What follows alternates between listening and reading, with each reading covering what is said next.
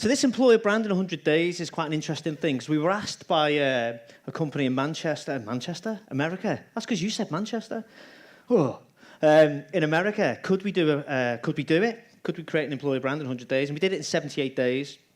And it kind of got this thing going in America. So we thought, oh, that would be a good title. It's like Linkbait, basically. So we're an employer brand agency based in the centre of the universe that you know as Liverpool. We've also got an office in Liverpool Street in London. Had to be Liverpool Street. And we've opened an office in San Diego and in New York. Hello, Rebecca. Take a seat. There you go. And we just like cool pictures. She looks really happy. We work with all of these people. We typically do employer brand, or some people call it EVP, which is part of your employer brand, candidate experience, talent attraction, but you don't really want to know about who we work with. So when we talk about employer brand, some people ask us, what's the difference between consumer brand and employer brand, and how do they work together? So this is kind of a diagram with words on. I don't like loads of words on slides, but it kind of gives you the essence of how it all fits together. And really, on the right-hand side, that's your consumer-facing brand. Now, the difference is, with consumer-facing brand, we spin it up. We spin it up to convince people to be interested to buy it. With employer brand, which is on the left-hand side, the difference is if we spin it up too much and don't necessarily tell the truth, when we bring people into the organisation, it's not what they thought it was, and so they leave. So we can't oversell. And really the difference is, on the right-hand side, consumer brand is what you do. It's what you do, what you sell. Employer brand is who you are and how you make people feel to work there. So the difference between what you do and who you are. And actually, it's the who you are makes the product, and it's the people behind the product that sells what you do. So that's kind of a sort of thing. You've got your brand and your business strategy that sits in the middle. And obviously, those things need to come together. But branding, employer branding, is not words and pictures. It's not a logo. It's not colours. It's about feelings and experiences. And we need to design them for happiness. Every time someone engages with your brand, be it online and you won't know it, so they're on Glassdoor, they're on LinkedIn, they're engaging with content, they're on the careers website, they're doing all of these things, they're checking you out, and you're creating experiences and feelings that makes them think something about your brand. And you need to try and understand that and design that experience for happiness. And it's proven in neuroscience, this. I'm going to walk in front of the projector now and come over here and get told off. Sorry, cameraman. It's proven in neuroscience. Who's young enough to remember the Pepsi-Coke challenge? Come on. Okay. So many, many years ago, the Pepsi-Coke challenge, Pepsi-Coke, they used to do a blind challenge. And it was like, there's a can, drink that.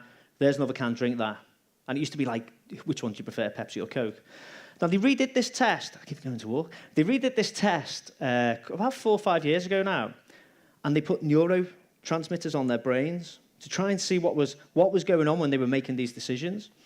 So they did the blind test again. They said, there's one drink, there's another drink. And it came out 50-50. 50% of people prefer Pepsi, 50% of people prefer Coke.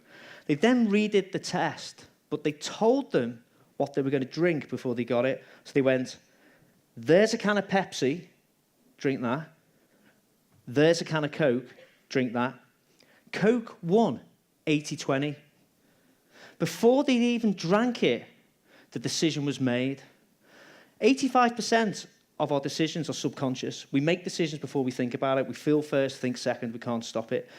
And what happened in their brains was on the first test, the blind test, the part of the brain that lit up was based on instant experience. Okay, it was instant gratification. On the second test, the moment they were told the brand name, the part of the brains that lit up was to do with experiences and feelings. And the reason why Coke won is they bombard us with messages of positivity over and over and over again. When that truck comes out at Christmas, it drives me mad. I don't know if you saw Kevin's talk before. The John Lewis adverts drive me insane. It's just synthetic emotion. It's emotion that we make up. Okay, but if you think about it, when you talk about Red Bull, you don't really think about the vodka Red Bull, although I did on holiday last week a few times. You think about extreme sports and people jumping out of a tin can, outer space, some crazy dude down. You think about Apple. Apple are in danger. We just started working with Apple. It's quite interesting. I can't tell you too much, otherwise I'll get killed probably. But basically, Apple are in dangerous territory because they're starting to lose people's trust. Who updated the phone and the battery dropped dead? I won't update my phone because I'm scared of the battery dropping dead. And they've actually admitted it. Breaking people's trust, and trust is so hard to build. I don't really need to say much about it. And that's about personal branding. But it's interesting, when you look at those pictures, I mentioned those brands, you start to feel something. And that's because of the messages and the experiences that you build and whether they've designed for happiness or unhappiness. And it's exactly the same with your employer brand. Exactly the same with your employer brand. And I had to get a picture of the Beatles up somehow. You're lucky you haven't got Klopp today, to be honest with you. He's got great teeth, Klopp. But basically, when we're looking to build an employer brand, it's not the tools, it's how we use them. In the 1960s, 4 lads from Liverpool picked up tools that everybody else used, but their creativity and intuition changed music forever. And it's how we take the information of what we learn about ourselves and then how we execute it and deploy it that makes us unique. Your mission when building an employer brand is to write your album that's unique and plays the tune that engages the talent that you want to attract. So you're all just going to be a bunch of Beatles, which is a great place to be, much better than Oasis for the people from Manchester. Much better than Oasis. And it starts like this, so this is a bit technical now. We need to build a communications platform. So some of you may have seen some stuff like this. This is a branding thing. But basically, your employer brand essence is what we're trying to figure out. And that might be the strap line, okay? That's what people call the tagline or the strap line. But what's more important is the story behind it and where does it come from and is it true to who you are? Overarching stories. Employer brand pillars, that's like the makeup of the organization. Okay, and there's a story behind them that comes from the research that you do. And then the EVP, a lot of people think this whole thing is an EVP. I'd call that an employer brand world. That's the architecture of who you are. An EVP is what you give, what you get. Quite simple. And then we do it at persona level, because there's no point making all this stuff if it doesn't connect with people. And that's both internally and externally. If it doesn't connect, what's the point? So many people build an employer brand, and it sits on a shelf, and they don't do anything with it. It's crazy. And they spend a shitload of cash to develop it. So it's quite interesting. So we want to fill that framework, and I'll be coming back to that. And then we have a timeline. Okay? So we have what's called the 6 Ds. It's not named after Dave, by the way. And basically, this is the 100 days, determine, discover, distill, direct, develop, and diagnose, and then we launch it. And basically, I'm going to go through some of these and jump off and give some examples. It's really quite interesting because in the world of advertising and branding, the first point is inputs. We have to devise a plan, or you do have to devise a plan of how to gather the ingredients and pick up the tools and learn to play the tunes. And it's about inputs gives us outputs. Inputs gives us outputs. And the biggest phase when we build this is the discovery phase. I probably spend with the strategy team 60% of any project, if not 70% of any project in discovery phase, which I'll talk about. I'll probably spend more time talking about that. We then go into distillation. So that's like filtering the information. What are the patterns that we're seeing? What are the trends? What's going on? What's it telling us? And we need to lead to what we call an SMP, which is the advertising world, which is the single-minded proposition. Single-minded proposition, and that is hard to get to. But it must come from the discovery phase and the distillation phase. And sometimes the clients don't like it because everybody thinks they're a copywriter. But actually it comes from somewhere, and I call it creative intelligence and strategic intuition. And we have to find your clear path. What makes you stand out? Because everyone can say we're innovative. In fact, I think innovative is the 3rd most used word on the internet. So how the hell can it be innovative? It's kind of crazy. Then we go into direct. And direct is then about how we're going to activate it. What are we going to do with it? And it's not just about the words. Words just prove who we want to be. Actions prove who we are. How do we bring this alive and use it to do what we want to do? And then we develop it, and then we launch it. But this SMP is what a lot of people think is their EVP, but it's actually the employer brand essence. It's that tagline and then the story that gives it the narrative. So they're quite technical. I don't normally have technical slides like this, Alan. I don't normally have stuff like this. And by the way, we're releasing a book with all of this in. We've written a book about all of this. Then we need to think about where we get the insights. Where do we go? And we want to look at realities, perceptions, aspirations, and strategy. So this is all now about giving us inputs. Give us the information we need. How do we go and get it to start writing that album? The leadership view, the employee view, the market view. And that just gives you, like, it's kind of a boring slide, to be honest, but it gives you some of the elements and the places to go to give us those ingredients. So this is like the biggest one, discover. What do we go out to discover? And this can take, depending on the size of the organisation, whether it's global, whether it's in the UK, we need to really figure it out. So in that determine phase, you often, like, it's a lot of planning going on about where do we need to go, who do we need to listen to, what do we need to find out, how are we going to find those things out, what are the methodologies we're going to use to get that information. Then we go into discover. There's two sides to this. There's you, the organisation, and there's them. So if we talk about EVP or employer brand, you think about yourselves, okay, but actually what's more important is about the audience. What's interesting to the audience, which is them. I used to talk about this as like EVP and PVP, the persona value proposition. And basically, if we meet in the pub, we want to be able to have a conversation that we're both interested in. And there'll be certain things about your organisation that certain parts of your target audience won't give a shit about. But then there'll be other parts of the organisation that they are interested in. And you need to learn to dial the right things up in the conversation. Dial the right things up. And there are two ways of getting the information. There's quantitative. I struggle to say quantitative. Quantitative. I think it's a Scouse thing. I think it's too long a word. And then there's qualitative. And quantitative is data, surveys, for example. And we sent loads of surveys out. They go out. We get all this information back. And then qualitative is insight, speaking to human beings. Now, I often talk about data tells us what, humans tell us why. Data points us in a direction of travel and unearths things, whether it's positive, whether it's challenging, whether it's negative, whether there's opportunities in there.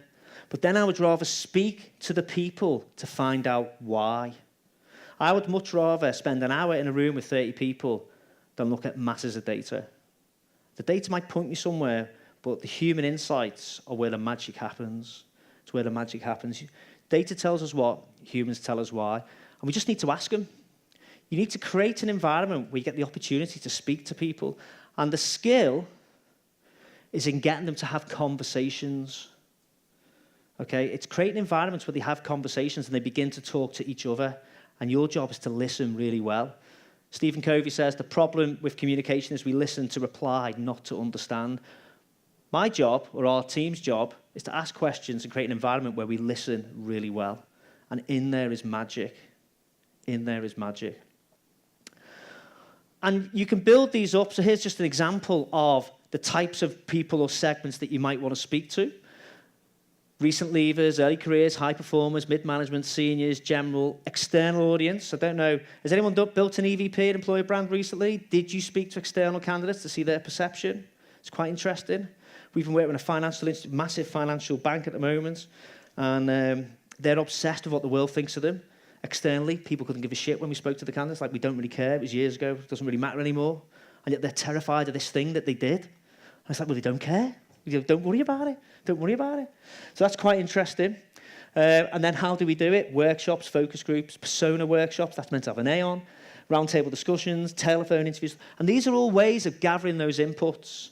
So you've got to segment it, and then how do we gather it? It's really important. And by the way, if you do surveys en masse, don't ask loads of open-ended questions because it will take you forever to distill it. Believe me. But there are software. There's software you can use that can help you. But if you ask loads of open-ended questions, you're in the shit, basically, because you'll be looking at it forever. You will literally be looking at it forever.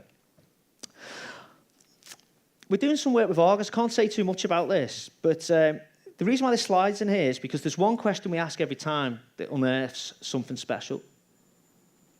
It's Apple, come to get me. And that question is, what's the one secret thing you wish everybody knew about working here? And we ask that question every single time. But what we do is we look for the really unique things. So Argos is the bedrock of British catalogue delivery of product, right? And you kind of think they're kind of vanilla as a company. But actually inside, they're not. Okay, we work in the world that's getting tech talent for lots of organisations at the moment. And tech people are obsessed with the tech stack that they work with. It's really important to them. Argos, the tech team, are massively proud of their tech stack that they work with. It's a massive advantage for them. And we work with some big tech, including Microsoft. And the developers are sometimes like, well, I don't really like this tech stack. It's shit. Argos, it's unbelievable. It really is unbelievable. You wouldn't expect that. It's a surprise. So we can use that as leverage. The other thing is, tech people have a thirst for hunger. A thirst for hunger. A thirst for knowledge. I don't know what's going on there. A thirst for knowledge. And as we dug in, what came out is, every 2 weeks, their tech team, they've broken up into pods. And they say, you go and learn about that thing about AI in 2 weeks and come back and we'll do a journal session. They do it at lunchtime. And their knowledge, every 2 weeks, between themselves, is going up and up and up. Now, as an attraction point of view, that makes me think, how do I use that?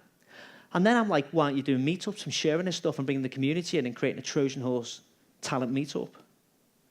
Because they've actually got the information that the audience wants, but they're not releasing it. Why aren't they doing a Facebook Live to let people start to speak to them? And make Argos famous for helping the community. And that came about because of that crowd. I'll tell you some more. RBS tech stack is shit. That's probably why they nearly bankrupt us, to be honest with you, but that's a whole other story. Delete that bit. What was interesting is, though, we found out that the tech people had pet projects. And actually, techie people have lots of pet projects. They're obsessed with it, unless they have a great tech stack, because they're always trying to push the technology. And what we found out was they created teams to do hacks on Alexa. Right? And they'd done one hack which would open doors and garage doors by going, Alexa, will you open my garage door? And we were like, oh my God, there's an opportunity. So in there is an opportunity we can use. We wouldn't get that out of surveys. But the trick is how we use your intelligence and intuition to leverage that insight. So that's why Argos is up there. But what's the one secret thing you wish everybody knew about working here? And don't just take the vanilla answer. Push for stronger answers. It's a conversation, not just a yes or no answer. And then there's a game called Perception versus Reality. Really important. Everybody has a perception of an organisation before they get there. Okay, we work with L'Oreal. Everybody thinks it's going to be incredible when they get there. They think the candidate experience is going to be amazing. It's probably not quite there, to be quite honest. We work with Virgin Media. Everybody thought it's going to be amazing. The candidate experience was shocking. So there's perception versus reality. You let people down. But there's a game that we play called Before, During, and After.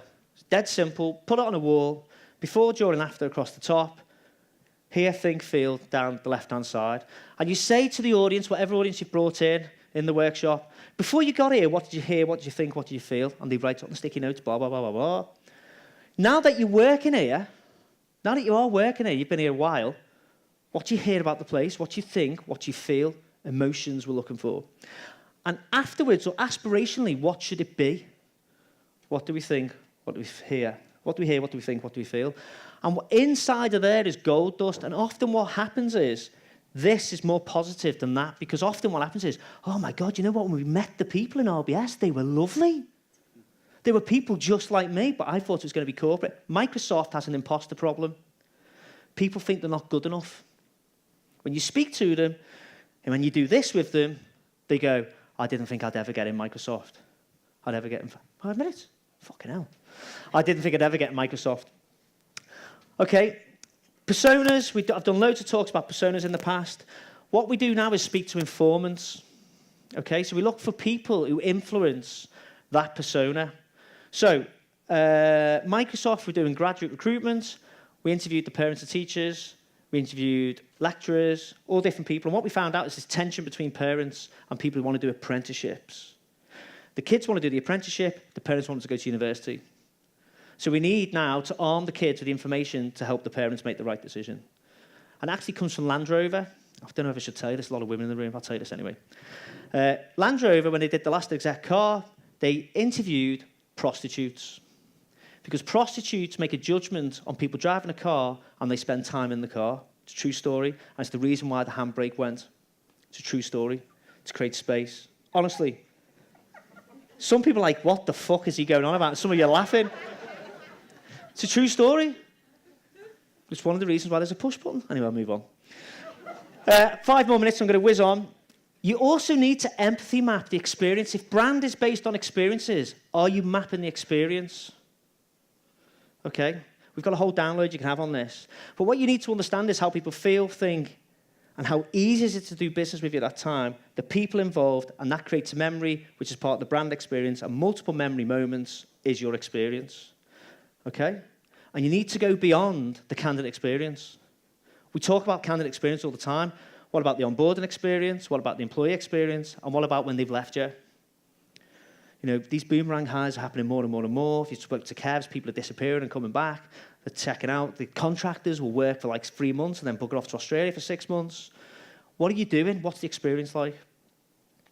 Hero's journey, storytelling. Nearly finished, Alan.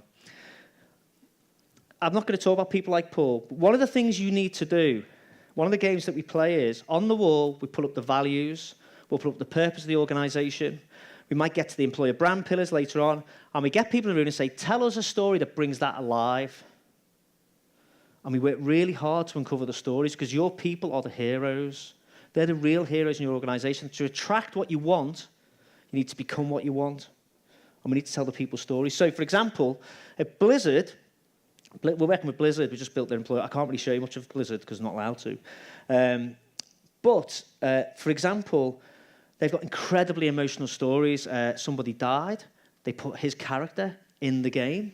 So they do like World of Warcraft. They don't get many holidays in America. And this guy's wife was unfortunately terminally ill, and his teammates donated the holidays to him so he could spend more time with us. I'm getting goosebumps talking about it now. I was there when he told the story. These are incredible stories of what is the makeup of these people. So storytelling is really important. That's the formula to storytelling. It's known as a purpose-told story. If you've heard of Robert McKee, go and check him out. His alumni have won 60 Oscars and 300 Grammys. Stories should start with empathy, create curiosity, build in a surprise, give some insight, and have a call to action. These are the questions that you ask in your workshops to uncover what they are. We use these questions, and based on the answers to these questions, we write job descriptions that can improve conversion by 30% just by changing the words on the page. A lot of cameras gone up for that one. And I'm just going to whiz on a little bit. You get these anyway. Then we go into the still. I'm not going to bore you with that. I'll tell you what I'm going to get to. Remember that? The mission is to fill that framework in. This is Magellan. So now we've put all the words in. Now we need to make it look like something. That's BT. So you build a toolkit.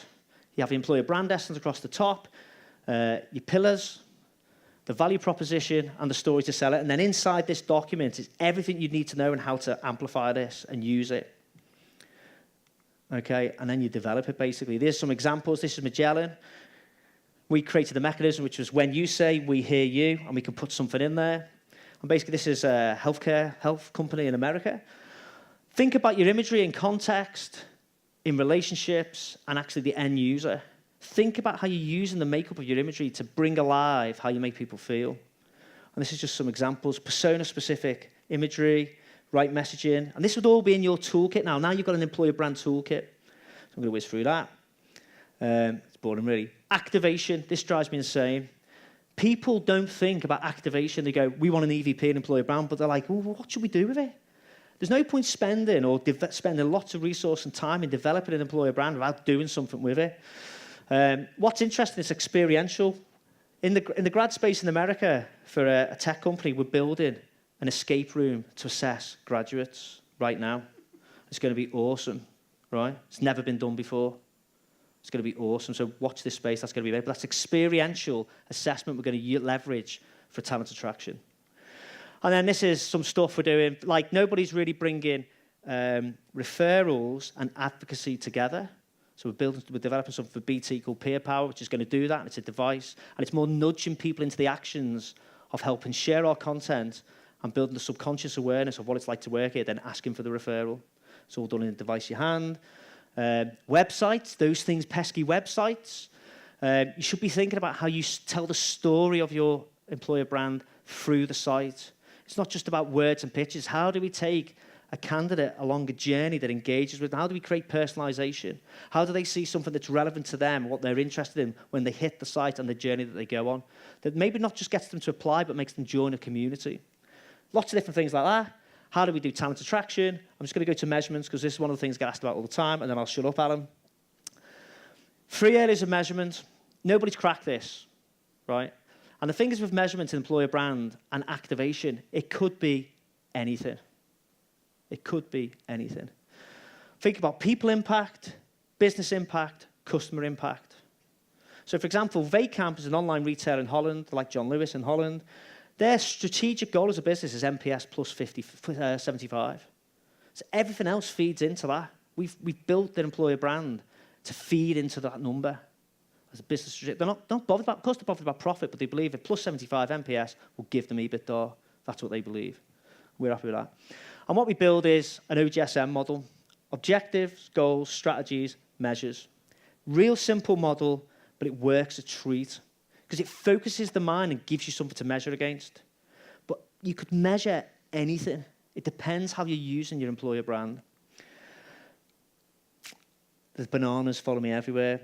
Maya Angelou's got a famous quote, people may forget what you said or did, but they'll never forget how you made them feel. We've just built and are about to release a free NPS tool for the whole talent community. We're going to give it away. We became quite famous with Virgin for building this thing called Vault. And we've taken that further and gone, oh, we could do something with this, but just make it really simple. So we're going to release, it's called Happy Dance. If you want to go into test it, you're more than welcome to, just let me know.